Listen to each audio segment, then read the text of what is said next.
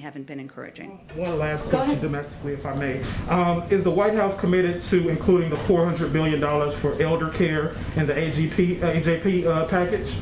The caregiving proposal we have in there, obviously we believe that that is important, imperative, and that will help address what we see as a caregiving crisis in our country, where 2 million women have left the workforce. A lot of those women have done so because they are in what many call the sandwich generation, where you're caring for elders and you're also caring for children. Also, the caregivers themselves are only being paid about an average of $11 an hour. That's completely unacceptable. That's why we proposed that in that package. There will be a range of views. There are a lot of members who are absolutely for that and adamant that it should be included. There are some who don't feel that way, so we'll have the conversation.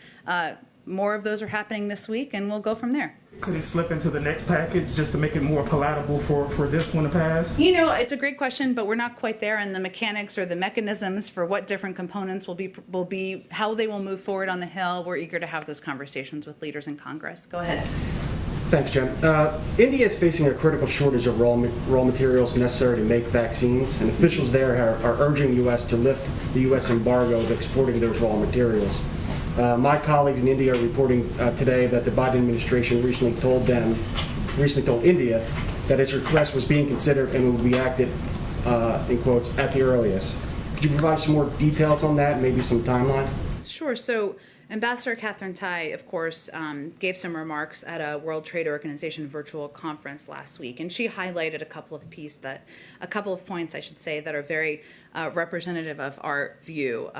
The significant one being the significant inequities we are seeing in access to vaccines between developed and developing countries are completely unacceptable. Extraordinary times require extraordinary leadership, communication, and creativity. We are, of course, working with WTO members on a global response to COVID. That includes a number of components, whether it's $4 billion committed to COVAX, or discussions about how we can aid and assist countries that need help the most. But our focus is on determining the most effective steps that will help get the pandemic under control. We don't have anything further in terms of next steps or a timeline, but we are considering a range of options.